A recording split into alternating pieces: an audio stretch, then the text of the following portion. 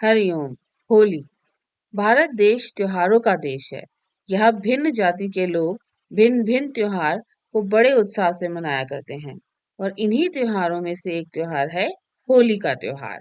इस तरह होली फागुन माह की पूर्णिमा को मनाई जाती है। तो आइए अब मैं आपको सुनाती हूँ होली की कहानी।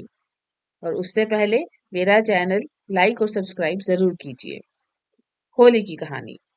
हर त्योहार की अपनी एक कहानी होती है जो धार्मिक मान्यताओं पर आधारित होती है।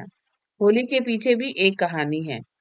एक हिरण्यकश्यप नाम का राजा था जो खुद को सबसे अधिक बलवान समझता था। इसलिए वह देवताओं से घृणा करता था और उसे देवताओं के भगवान विष्णु का नाम सुनना भी पसंद नहीं था। लेकिन उसका पुत्र प्रहलाद भगवान विष्णु का परम भक्त था। ये बात हिरण्यकश्यप को बिल्कुल पसंद नहीं थी। वह कई तरह से अपने पुत्र को डराता था और भगवान विष्णु की उपासना करने से रोकता था, पर प्रहलाद एक नहीं सुनता। उसे अपने भगवान की भक्ति में लीन रहना बहुत अच्छा लगता था।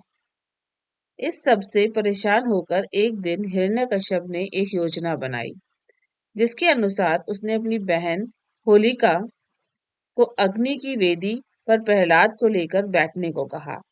प्रहलाद अपनी बुआ के साथ वेदी पर बैठ गया और अपने भगवान की भक्ति में लीन हो गया।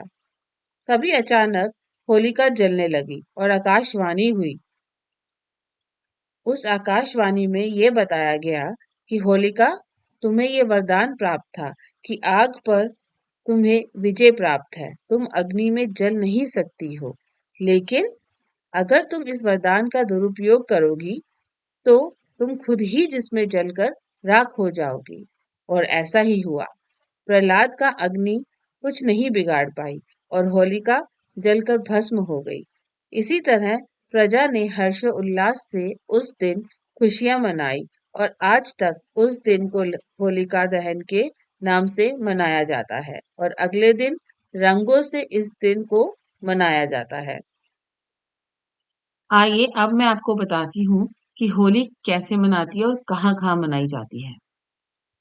होली का त्योहार पूरे भारत में मनाया जाता है, लेकिन उत्तर भारत में इसे अधिक उत्साह से मनाया जाता है। होली का त्योहार देखने के लिए लोग वज्र, वृंदावन और गोकुल जैसे स्थानों पर जाते हैं। इन जगहों पर यह त्योहार कई दिनों तक मनाया जाता है। वज्र में तो ऐसी प्रथा है कि जिसमें पुरुष महिलाओं पर रंग डालते हैं और महिलाएं उन्हें डंडे से मारती हैं। ये एक बहुत ही प्रसिद्ध प्रथा है जिसे देखने लोग उत्तर भारत जाते हैं।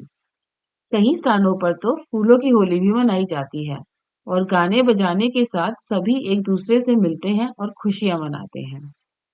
मध्य भारत एवं महाराष्ट्र में रंग पंचमी का अधिक महत्व है।